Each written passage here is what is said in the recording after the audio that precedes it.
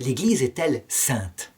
Alors, ça c'est encore un article de foi qui est dans le credo, la confession des apôtres. Ça veut dire que si c'est un article de foi, c'est que ça ne se voit pas.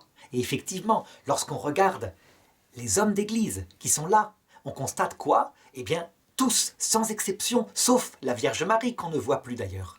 Tous sont des pauvres pécheurs, avec des défauts, avec toute la vanité qu'ils emmènent avec eux, qu'ils essayent de contrôler comme ils le peuvent. Et c'est toute une histoire de l'Église qui est pleine de ces péchés-là. Donc, dire que l'Église est sainte, ça paraît contradictoire avec l'expérience. C'est donc qu'il faut comprendre ce que ça veut dire. Ça veut dire d'abord que quand l'Église est vivante, ce qui est vivant en elle, c'est quand l'Esprit Saint l'anime. Si l'Esprit Saint ne vient pas, on a des chrétiens qui vont encore quelque temps aller à la messe, mais qui n'ont plus de ferveur, qui sont sur leur fauteuil avachis, dans les distractions.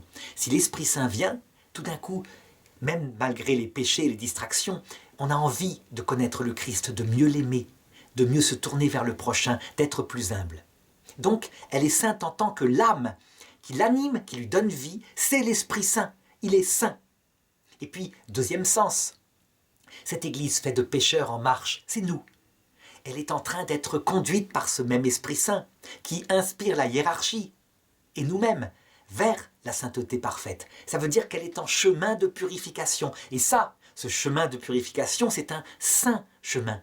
De même qu'on parle pour l'Ancien Testament des saintes écritures, de l'histoire sainte. Ça ne veut pas dire que les Juifs de l'Ancien Testament étaient saints. Ça veut dire qu'ils étaient en marche vers la sainteté. Et ils y sont arrivés.